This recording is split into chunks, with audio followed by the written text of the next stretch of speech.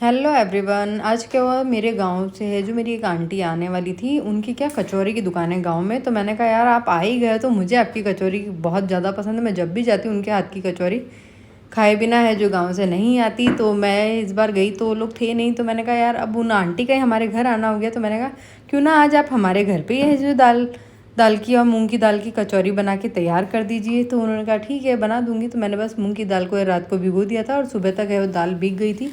फिर उन आंटी ने बेसन सेका, बेसन के अंदर सिर्फ मूंग दाल को डाला, धुली हुई मूंग दाल को डाला और जो खड़े मसाले थे वो सब डाले, धनिया मिर्ची और जो भी मसाले थे खड़े वो सब डाल दिए। उसके बाद उनकी आई आटा गूँथने की बारी। ये है जो बहुत ज़्यादा मुश्किल होता है कि आप किस तरह से जो आटा गूँथते हैं, इसमें बहुत ज़्यादा मोयन जाता है। तेल की मात्रा इसमें बहुत ज़्यादा रखी थी, बाकी इसके अंदर कुछ भी नहीं डाला था।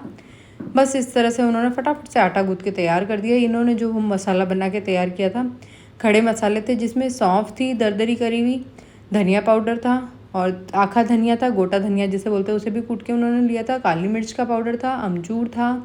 बेसन को सेक के उसके अंदर दाल डाल दी और मिर्ची नमक और खटाई वगैरह डाल के उन्होंने फटाफट से जो मसाला तैयार कर दिया। उनकी स्पीड जो थी ना माननी पड़ेगी। बस उन्होंने लोई ली है कचौरी के लिए, उसके अंदर डाली है उन्होंने बॉल, और बॉल डालने के बाद आप देख सकते हैं किस तरह से उन्होंने पैक की। उनको लगा मैं वीडियो बना रही हूँ तो फिर वो थोड़ा सा मुझे ढंग से बताने लगी, वरना तो वो फटाफट फटाफट है जो बना के अपनी जो है कचौरियाँ स्टफिंग भर के और तैयार कर रही थी। तो मैंने कहा यार आप इतना जल्दी जल्दी कर रहे हो, मुझसे होगा या नहीं होगा। फिर एक दो है जो मैंने भी उनके साथ बना के ट्राई की, तो ये तो बहुत ईजी था और बहुत ही बढ़िया कचौरी बन के तैयार हुई थी। इन्होंने ये जो मिनी कचौरी बनाई थी पहले तो, लेकिन हमने कहा भाई नहीं इतनी छोटी कचौरी तो हमें नहीं चाहिए, थोड़ी आप इन्हें बड़ी कर दीजिए। फिर उन्होंने फटाफट से थोड़ी सी जो मसाले की लोई बड़ी करके और है जो बड़ी बड़ी कचौरी बना के दी। बस इस तरह से जब लोई बनाई थी उसको हल्का सा बेलन से बेल लिया था, जिससे कि वो कचौरी बहुत ही बढ़िया फूली थी। मैं तो उस कचौरी को फूलने के बाद इतना खुश हो गई मैं कि यार इतना अच्छी कचौरी और घर पे भी फूल सकती है, वाह मेरे को तो मज़ा आ गया। इस तरह से जो मैंने उनसे काफ़ी अच्छे से कचौरी बनाना सीखी। अब मैं जब मसाला खुद बनाऊंगी तो आपको रेसिपी आपके साथ शेयर करूंगी उसकी। ये उन्होंने बनाई थी तो मुझे जो इसकी स्टफिंग थी बहुत पसंद आई थी। हम लोग ज़्यादातर प्याज की कचौरी तो घर में बनाते रहते हैं, पर मूंग दाल की कचौरी कई बार अच्छी बनती कई बार नहीं बनती। और उन्होंने जो बनाई थी बहुत ही ट्रिक से बनाई थी और सारी कचौरियाँ फूल के तैयार हुई थी, एकदम गुब्बारे जैसी कचौरियाँ फूली थी। ये सब किसी ने खाई थी चटनी के साथ और किसी ने ली थी इसके साथ कड़ी, और बहुत टेस्टी कचौरी घर में बन के तैयार हो गई।